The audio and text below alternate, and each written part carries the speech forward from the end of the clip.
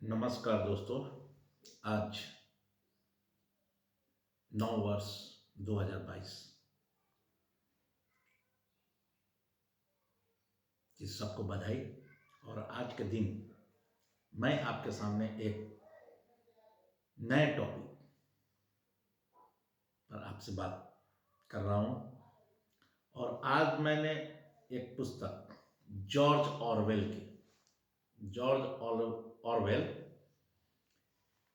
जो एक ब्रिटिश उपन्यासकार, साहित्यकार, बहुत बड़े लेखक थे, उनकी एक कृति एनिमल फॉर्म, जो एक कालजयी कृति है, इसका विश्लेषण मैं आपके सामने रखने जा रहा हूं। अगर ये अच्छा लगे तो मेरे चैनल को सब्सक्राइब करें और इस वीडियो को लाइक और शेयर करें, ताकि मैं फिर से आपके लिए इस तरह की वीडियो बनाता रहूँगा।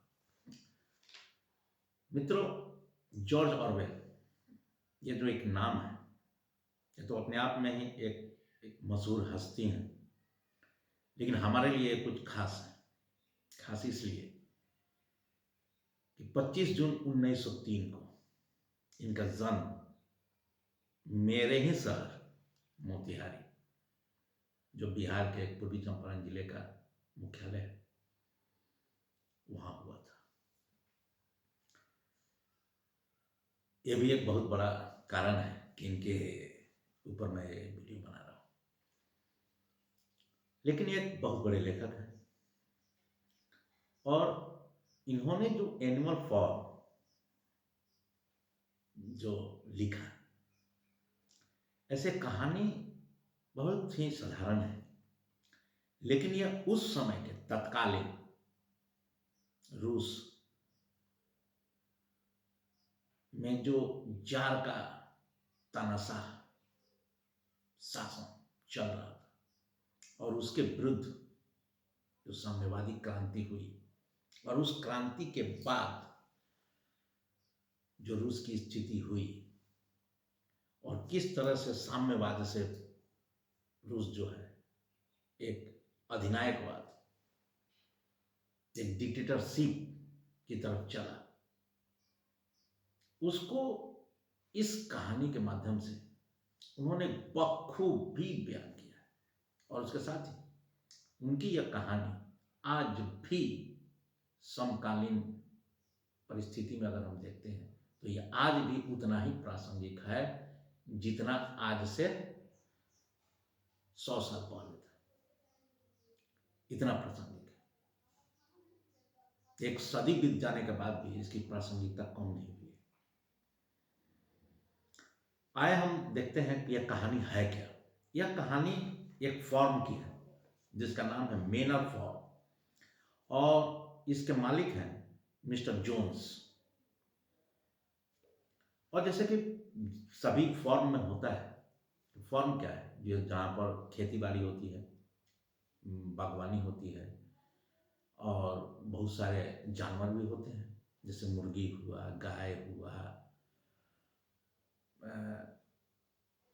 गधा हुआ, घोड़ा हुआ, हर एक का काम है, कुत्ते हुए, जितने जानवर होते हैं, पंछी वगैरह जितने हैं, कौवा,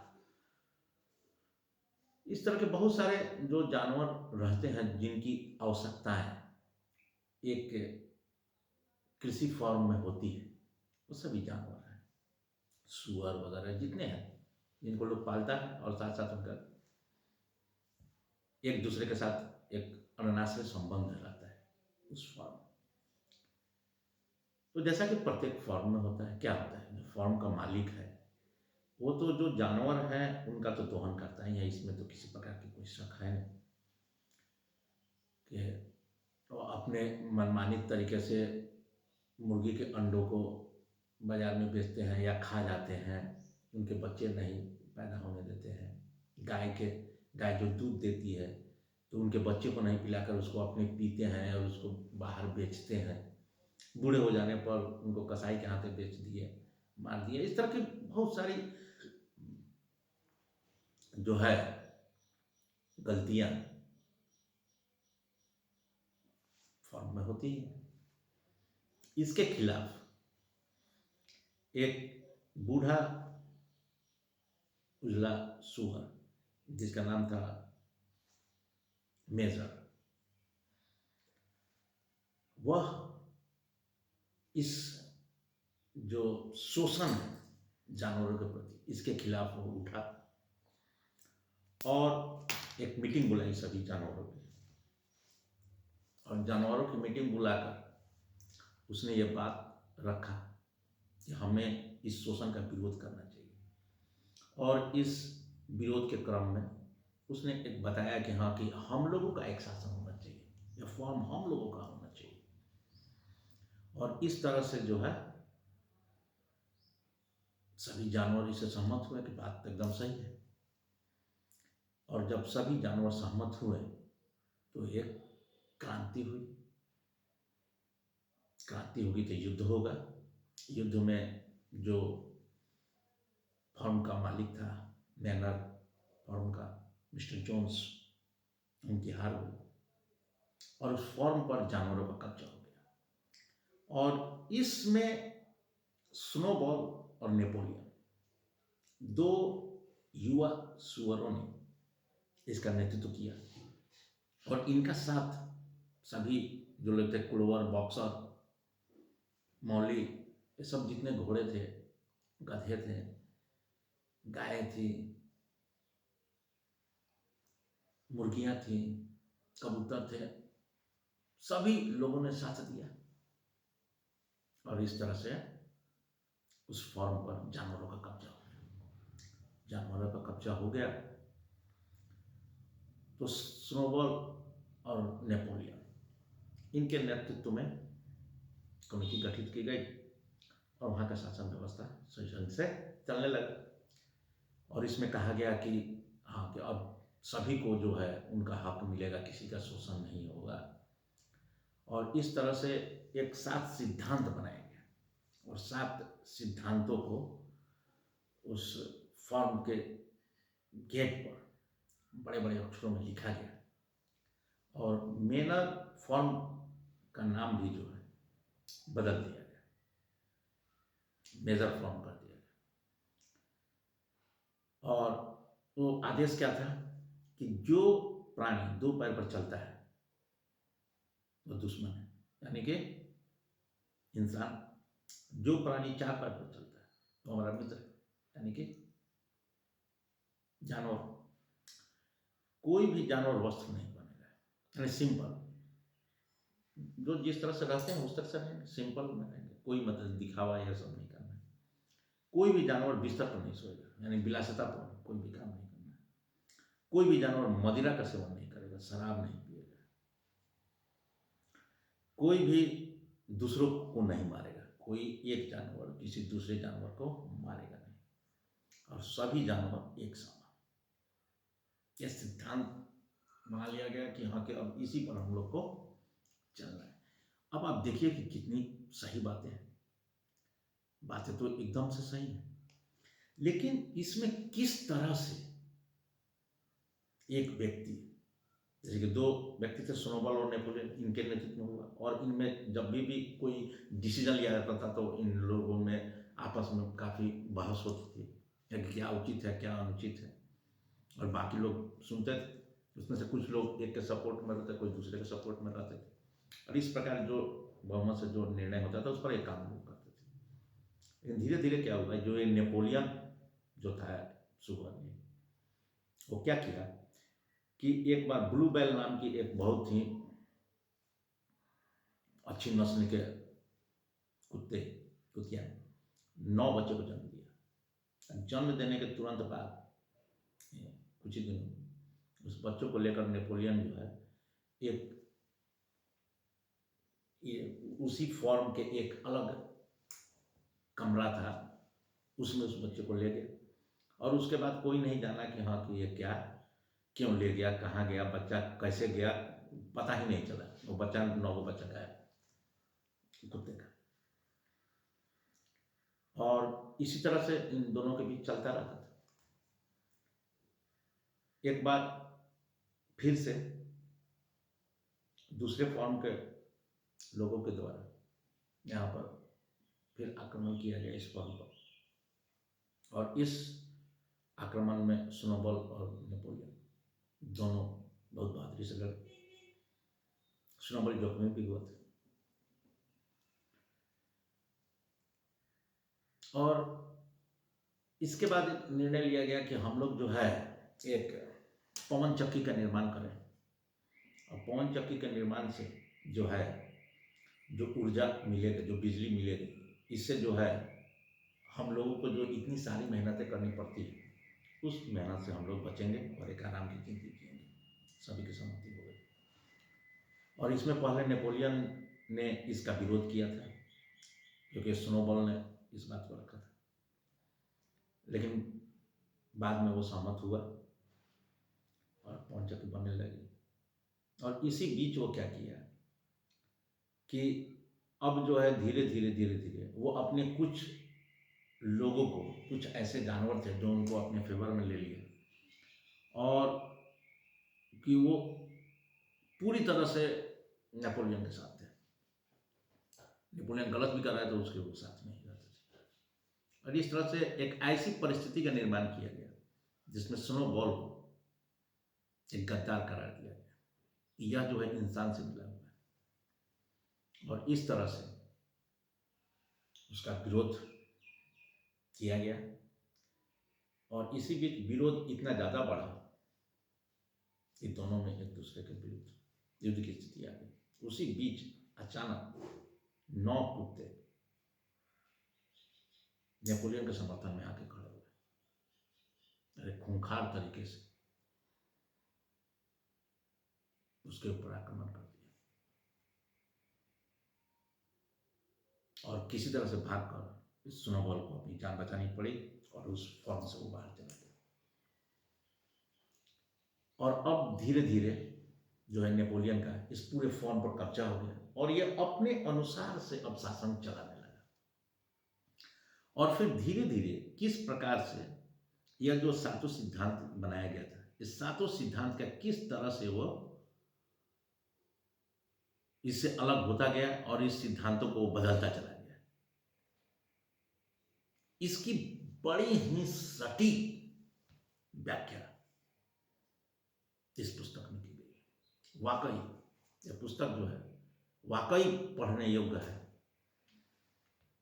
कि किस तरह से कोई व्यक्ति, कोई विचार, कोई सिद्धांत जो वाकई अच्छा होता है, मैं नहीं कह रहा कि हाँ कि जो साम्यवादी विचार है, जो सिद्धांत है वो गलत है, नहीं नहीं, सिद्धांत और विचार कभी कोई गलत नहीं होते, वो हमेशा सही होते हैं, लेकिन उसको इम्प्लीमेंट करने वाले किस तरह से शोषित से शासक और शासक से फिर शोषक कैसे बनते हैं, और जो कि हम आज के जो वर्तमान परिप्रेक्ष्य में हम लोग देख रहे हैं।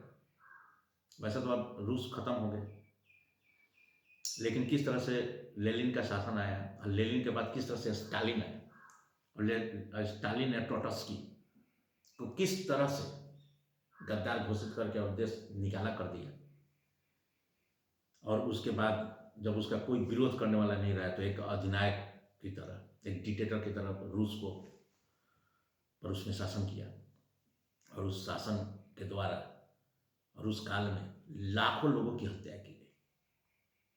उसी तरह से इस कहानी में बड़ी ही सटीक तरीके से इस सब चीज़ की व्याख्या की गई है। पहले कहा गया कि हाँ कि दो प्राणी वाला हमारा दुश्मन है, और किस तरह फिर दूसरे देशों के साथ आप फिर संबंध स्थापित करते हैं, पूंजीवादी देशों के साथ भी आपका संबंध होता है। क्यों? क्योंकि आप उससे कहते हैं क्या, क्योंकि जिस तरह पवन चक्की इस कहानी में बोला गया कि पवन चक्की के लिए जो मशीन चाहिए, तो जो दूसरे लोग हैं, इंसान हैं, उनसे किसी तरह से वो औजार और सामान हमको किसी तरह से इकट्ठा करना पड़ेगा, यानी कि बहुत सारे लॉजिक देकर, तर्क देकर फिर इसी सिद्धांत से आप अलग होते हैं। यानी सिद्धांत तो गलत नहीं है, लेकिन आप उसको तोड़ मरोड़ कर आप अपने हिसाब से आप इस पर चल रहे हैं।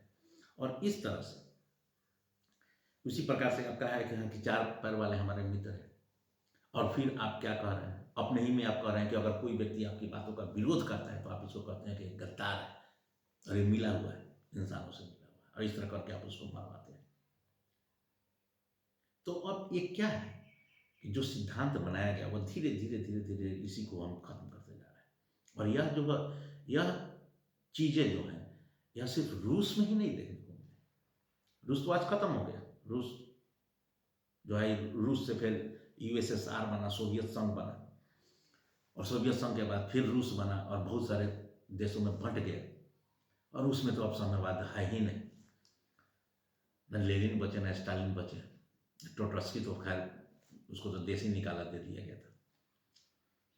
लेकिन उसके बाद भी आज हमारे दुनिया में, इस संसार में, चीन, उत्तर कोरिया, दो ऐसे मुल्क हैं जो साम्यवाद पर चल रहे हैं। लेकिन उनकी क्या स्थिति है ये भी आप देख ही रहे हैं। किस प्रकार से एक व्यक्ति अपने आप को आजीवन राष्ट्रपति घोषित कर दे रहा है, चीन के जो वर्तमान राष्ट्रपति है। ये क्या है? ये अधिनायकवाद का ही चरम है। और सिद्धांत क्या है? यहाँ कि हम सभी हमारे यहाँ बराबर है। लेकिन आपको बोलने की भी आजादी नहीं। बोलिएगा तो आप इलिमिनेट कर दिए जाएंगे। अली बाबा का जो मालिक चीन के कुछ सरकार की नीतियों का विरोध किया, उसके बाद पता ही नहीं चला कि भाई वो कहाँ है, किस तरह से, क्या बात। दुनिया के सबसे अमीर आदमी उनका नाम। अरे भाई, कौन सा अमीर आदमी है, कौन नहीं है, वो वहाँ कौन सिद्धांत पर देश चल रहा है? साम्यवाद भी है, पूंजीवाद भी है। पूंजीवाद में कोई पूंजीपति होता है तो वहाँ पूंजीपति भी है, और फिर पूंजीपति को जब चाहे तब आप खत्म भी कर सकते हैं। माने क्या है? तो जो अधिनायकवाद है, जो डिक्टेटरशिप है, वहाँ क्या है? कौन सिद्धांत है? वहाँ तो कोई सिद्धांत होता नहीं है। सिद्धांत के तनाव पर लोगों को मूर्ख बनाया जाता है। तो इसकी व्याख्या एक इतनी अच्छी कहानी के रूप में, जहां कहीं भी किसी सिद्धांत का, किसी राष्ट्र का नाम ही नहीं लिया गया है, और जानवरों के फॉर्म के ही माध्यम से, और किस प्रकार से एक जो इंसान, जो उसका मालिक था, जैसे कि जार है, तो जार के शासन को कैसे खत्म कर दिया गया, खत्म करके मजदूरों का शासन स्थापित किया, यानी जानवरों का स्थापित किया गया। और ये कहा गया कि हाँ, कि अब जानवरों का ही शासन है, अब जानवरों से कहीं साथ हम लोग को रहना, यानी दुनिया के मजदूर एक हो। लेकिन फिर आप पूंजीवादियों के साथ ही आप रह रहे हैं। फिर आप कहते थे कि नहीं, हमको ऐशो आराम की चीज़ नहीं चाहिए। फिर आप उस ऐशो आराम को आप लेने लग रहे हैं। आप भी दारू पी रहे हैं, अच्छे बिस्तरों पर रह रहे हैं। क्यों? तो हम इसका बहाना बना रहे हैं कि जो दूसरे देश के लोग जो हमारे यहाँ आ रहे हैं, उनको सुख सुविधा का हमको व्यवस्था करना पड़ेगा। और उनके साथ वो लोग को दारू दिया जाता है, सर्व किया जाता है, शराब दिया जाता है, महंगे महंगे, तो उनका साथ देने के लिए हमको भी पीना ही पड़ेगा। अब इस तरह करके आप जो है, किस प्रकार से एक सिद्धांत पर बने क्रांति को एक अधिनायकवाद के तहत कैसे तब्दील किया जा रहा है, और किस प्रकार से वो अपना एक शासन का संचालन कर रहा है। उसी प्रकार से आप देखिएगा कि इसी तरह की बातें कंटेम्पररी जो है हम लोग का अभी के समय में आप दे सकते हैं। अभी तात्कालिक में अन्ना हजारे जी का आंदोलन हुआ था। उस अन्ना हजारे के आंदोलन से बहुत नेता लोग निकले, जिसमें एक नेता जो है एक केंद्र शासित राज्य के मुख्यमंत्री भी बन गए। लेकिन किस प्रकार से यहाँ के वो शासन चला रहे हैं, क्या है, उस समय के क्या सिद्धांत थे, क्या सोच थे, और अभी क्या हो गई। यानी कि यह मतलब कि सर्वकालिक कृति है। यह पुस्तक जो है एक सर्वकालिक कृति है। यह सिर्फ साम्यवाद पर ही नहीं, यह सभी वैसे लोगों पर एक करारा प्रहार कर रही है, व्यंग, जो एक सिद्धांत और एक विचार को लेकर समाज के सामने आते हैं, दुनिया के सामने आते हैं, और फिर जैसे ही उनको सत्ता मिलता है तो किस प्रकार से उसे अपने फेवर में, और हम ही रहे, दूसरा कोई आगे नहीं बढ़े, और एक डिक्टेटरशिप किस तरह से कायम कर दी जाती है, उसका एक बहुत ही बेजोर प्रस्तुति इस पुस्तक में की गई। मैं चाहूंगा कि आप इस पुस्तक को निश्चित रूप से पढ़ें, और आज से सैकड़ों बरस पहले जिस पुस्तक को लिखा गया, मतलब 100 वर्ष करीब करीब अब होने जाएगा, 1945 में लिखा गया था, लेकिन घटना उस समय का परिप्रेक्ष्य 1917 के परिप्रेक्ष्य में इस बात को लिखा गया, और वो आज भी समकालीन है।